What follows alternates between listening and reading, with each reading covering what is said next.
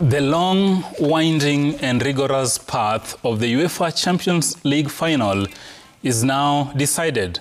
The pretenders to the throne have been called out and the real men have stuck their necks out, ready for a battle royale at Bayern Munich's Allianz Arena Stadium on May 31st. Will the Parisians be first-time lucky, or will it be a fourth triumph for FC Internazionale? My panelists Steve Shitera, Jacob Isia, Denis Okeo, and Jafeth Munyendo will share their insights on that.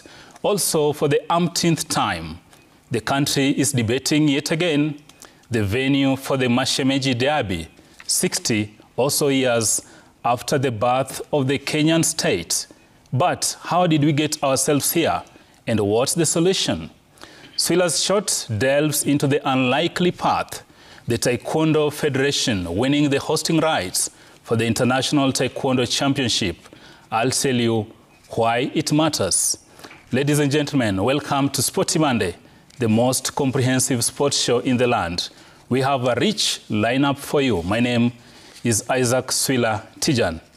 And now, to our interactive segment, we ask you in our question of the day, should the Mashemeji Derby be played behind closed doors? Should the Mashemeji Derby be played behind closed doors? This after it was postponed yet again for lack of an ideal venue. Want to hear from you? You can SMS your thoughts to 22422. Alternatively, you can engage us on social media. X us at Citizen TV Kenya, at Isaac Swila, at Steve Shitera, at Jacob Isia, and we'll be sampling your feedback. You can also engage us on Facebook, Citizen TV Facebook page, where we have posted that question. You can keep the conversation going, hashtag Sporty Monday. And of course, today we begin in Guangzhou, China, where of course Team Kenya was in sparkling form, going head-to-head with the very best to book tickets to the World Championship in 3 disciplines. The team anchored by Ferdinand Omanyala in the 4x100 meters. Take a look at how that action went down in Guangzhou. And we are off. Look at the middle of your screen, a strong to the home straight. America are definitely in the lead as we pass over into a staggered exchange. But Ireland, Australia, absolutely outstanding pass over there. They take the lead. That is beer on the second leg for them. Where did they come from? Goodness. 2, Kenya 3, and then it's anybody guesses behind that. I think it's Belgium followed by pass over in first place, Kenya second, USA third. 3 medals Australia. The rest at the moment have got plenty to do. The medals look between these 3. And Irby Jackson take the baton for USA. And with Chebet, 3 medals. They're all going to most glory. Stretching out Australia just behind. Irby Jackson are just fading, but they'll take it home in second. And a brilliant run by Kenya to third. Disappointing for Gray. World Athletics Relays champions. Oceanic record for Australia. They're going to be chuffed with that. As Team Australia celebrate quite rightly a few editions of this, and no wonder they are smiling. Mercy Jabet, I'm not surprised she needs a bit of help to stay upright. The starter's pistol sounds for the final time on this Saturday night in Guangzhou. For this first changeover, USA and Kenya. France finished very strongly actually today on the second leg. Lance Lang has moved back into third position now as Boniface Muresa moves Kenya to the front. And look at Zimbabwe charging from the back with Zuze Leford, who has thrown absolutely filling up with lactic as well. Kenya and France, Zimbabwe, USA, and Poland coming back into it. Is he going to have him on the right-hand side? Yeah, he's just about to pass Tafa of Zimbabwe as we come round the bend into the home straight before the final leg of this final race here in Guangzhou, China. But it is Kenya who have held on to the lead, to Nega, but France, Sorbonne of France comes past to put France into first place as we go into the final leg. USA are closing, they're not going to get there. France are certainly going to get there. They're on their way to Tokyo, and Kenya, Kip Korea. 0.3, I think it's South Africa that hold the world lead at the moment from their run earlier. Kenya qualify, they're very, very happy. This is the final men's 4x400 meter. The lead here as we go into a staggered changeover into the second leg. It is not until, oh look, Harry's coming back for Great Britain. The first changeover will happen for Secure and just about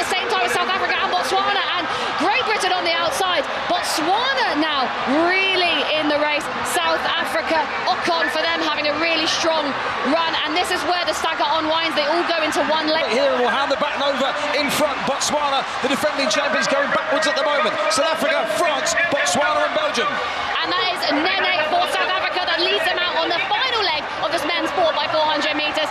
France in hot pursuit. That cheer that just went round the stadium was because China have got the baton on the final leg. It's Nene for South Africa, Sujo for France, Botswana in hot pursuit. Scotch there, part of the Olympic team, and Belgium do not discount Dome. And Kenya kicking hard, 5th position. That's Kip Korir of Kenya. And here we come, down into the home straight for the final 100 metres of this competition. South Africa lead it, South Africa crossing first, and oh my goodness, Dome for Belgium takes it on the line. Botswana in 3rd.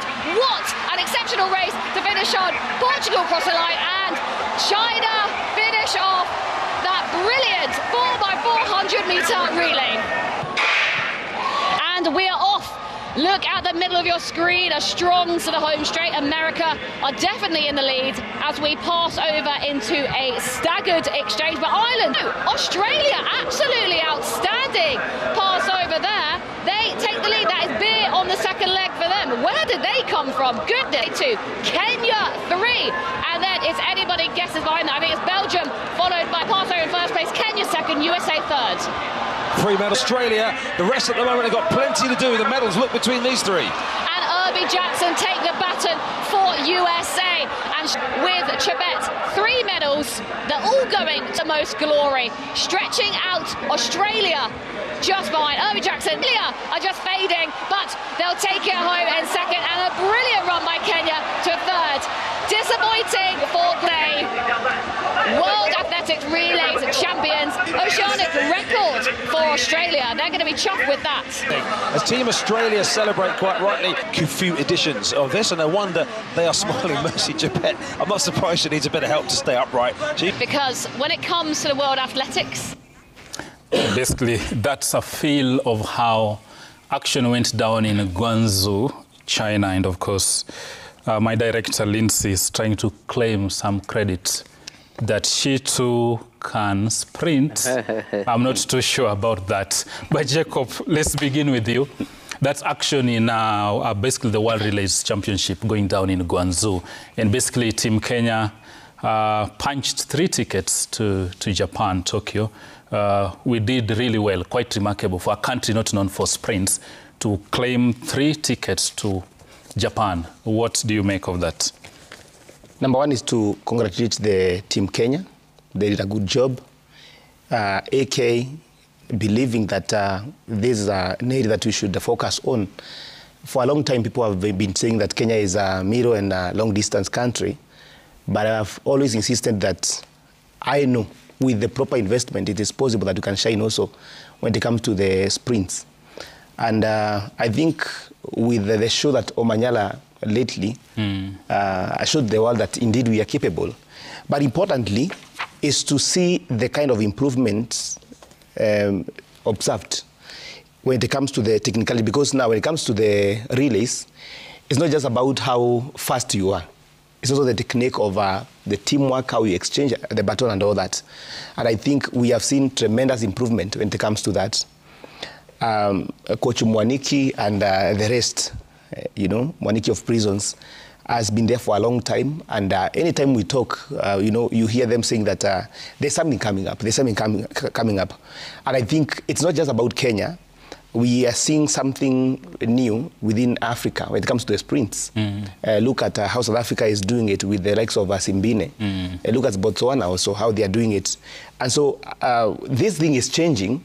By this kind of belief, we are heading to a place where very soon, when you go to the global stages, you'll be finding that it's not just about the Jamaicans and Americans. And we need to seize this opportunity. The biggest challenge remains, as much as we congratulate, the facilities and the venues. Just remember the other day when the season was starting, when we talked to Fadi, and he was saying that, remember when he was going to train at the KU, and he was saying that it is a challenge to get some of these venues. Yeah, I always take this opportunity to tell people that if we are global giants in athletics, then we need to have a facility that is exclusive for athletics. That will solve a lot of problems when it comes to some of these things, so that we have our sprinters preparing at the best, at the best facilities. But granted, I think they have done very well. I think between now and the time we go to Tokyo, there is a lot of time to improve, hoping that they remain healthy without injuries. We can expect something going to World Championships in Tokyo. and Master, this is your forte. And I think listening to Fadi last night after they had punched the ticket, he said between now and the assignment in Japan, key would be good preps, as the CS says. But again, the role Fadi has played, and Isia spoke briefly to that, he's basically changing the narrative. For long, Kenya was known for middle distance and long running. But now, see, 4x100, we are going to compete at the world stage. How instrumental, how phenomenal is this for the country? I think it's a brilliant. That was a very good effort, considering that Kenya is known for middle and long distance. But there's a deliberate effort by Athletes Kenya to ensure that there's a tremendous growth in sprints. Look at the way the turnout in AK weekend meets. Normally there are over 30 hits in sprints. That's 100, 200, and 400. There are so many sprinters coming up. Like now, let's say there's an athlete there called Meshak Babu. He comes from Utawala Sprint Club. That club is purely for sprints. It was started by a former sprinter, Perpetua Mbutu. Yeah, she's a Kenya police officer, but she's doing something really good. If you go to weekend meet, right now, there are several kids coming up from that particular camp. This Dennis Mwai, this Babu, there's even the women. They are very good. And going forward to Tokyo, this is the team that can be kept for that period. They need a specialized training, which I'm very sure the management at Athletes Kenya are going to do that. Because, form is very temporary. Yeah, the form that they have now cannot be sustained without an effort towards September. September is quite far. So they need a proper training regimen. Exactly, that's my point. Just the way they have deliberate effort of ensuring that steeplechase is going to, they're trying to make it come back, the same effort should be applied to this sprint. In this team, when I talked to them when they were still in camp, they were in camp for almost 33 days. Those are very quite long. And that's actually, it was an effort by the management of Athletes Kenya to ensure this team gel. Yeah, relay is more technical. And that's where you find the teams like USA, they were struggling handing over the baton. Jamaica the same. They had a very terrible outing in this event. And Kenya were very smooth. Yes. Okay. Shitera, probably it's too early, Dennis says, but what are our chances heading to Tokyo, bearing in mind that we'll have 3 disciplines we are competing in? By the time they were heading to Guangzhou, I think we had a discussion. And seeing the sprinters there, we got the hope that this is a good platform into the World Athletics Championship. And true to that discussion, they have made it. They have made it despite the fact that they don't have infrastructure, leave alone poor infrastructure. They don't have. Because as we speak, they are working around the clock to ensure that Nyayo is ready. Kasarani is not ready. So these are just individual preparations, I'll call it, because we saw Omanyala trying to find somewhere he can train, and he partnered with the Kenyatta University, who apparently have some very good facilities. Actually, those facilities was a World Athletics legacy program. Yeah, for the one under 18. Yes. So I think we have enormous talent in Kenya. It's only that we fear exploring. Look at Diego, he did it in javelin as an individual effort. And now I challenge AK because you say that they are really putting up structures to ensure that the sprinting success that we've been having does not end. We also ask them to ensure that they tap into what Yego has been able to do to ensure that we get more Yegos. What is AK doing? Because it's ending with Yego. Now we forget that chapter. Sprinting, we should not end with Omanyala. We really need to see the names you are propping up. They be properly brought up to ensure that they feed into the line. The senior teams. Yes. I think something, Sula, to note, the last time Kenya 4x1 went to World Championship was 1983. Before Shitera was born. Even me myself. So there's something. Yes, something. Wakili, yes. Let me bring you here. Yes. Even as we bask in the glory of that team's performance, yes, I think over the weekend, AK got some global honors, basically for the effort we've put in having our kids embrace the sport and so on and so forth, which was a recognition. And this tells you how hungry youngsters there are want to embrace the game. But now, look at Fadi and a kind of a nation. For me, Fadi is a legend through and through, whether he wins gold at Olympics or not. Because look at the role he's played in instilling the interest in sprints, in 100 meters. And as Master says now, you go for the trials, a lot of young men and women are making a stab into this discipline. Probably in other nations by now, Omanyala probably would have a statue, a stadium, a facility named after him. But how do we proceed to ensure even post-Fadi, this Marco Tieno, who also competed here, but post-Fadi, post-Marco Tieno, we have more sprinters that can challenge at the global stage? Allow me to firstly agree with what my co-panelists have said in congratulating the team that participated in Guangzhou. Now, Fadi is a goose that has laid golden goose in terms of sprints. And such a goose is supposed to be maintained and kept with velvet gloves. You need to keep it very, very well. We are going to benefit immensely. In fact, though in a joking manner, Fadi should start siring some kids so that he ensures his generation is sired all and all through. My Lord, it will work hard. My Lord, I hope he's watching. Yes. What he said, Jacob, is it Jacob? Dennis. Yes. The last time we participated in such a sprint was in 1983. The generation that probably witnessed that may not be around, or it may not be vocal in terms of such records. And Omanyala's presence has steered us again back to the world radar. It is great. We need to benefit. We need to ensure that the legacy of Omanyala is shared technically, because at that stage already he is a coach. He is able to share with some of the upcoming people.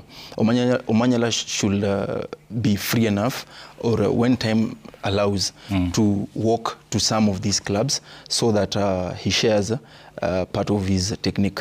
It's important to point that Omanyala has been very resilient. You know, there's a time I came to learn of Omanyala. He had initially been blocked out after he failed a doping test. There were some World University Games which he was invited, which actually had qualified. But AK initially had blocked him. I think it was in Nigeria, actually. Yes, AK had initially blocked him for a rule that existed that said once you had tested positive, then you will not have been allowed to represent the country. But out of his resilience, he went to seek for the court's intervention, and eventually he was allowed. Those are some of the free virtues that we need to pick out from Ferdinand. But the future seems bright, because sprints are part of the low-lying fruits that Kenya has not been going for. We have just been prejudiced, thinking of techniques, invoking new ways of bagging silverware in terms of the long-distance races. But right now, the sprints are the latest things to go for, because the other countries are also more creative. They are eyeing steeplechase, They are tweeting us in long distances, in marathon. So we also need to become very creative. And that's why it will be important to have the likes of Omanyala to share what they possess. Absolutely. And once again, congratulations to Team Kenya.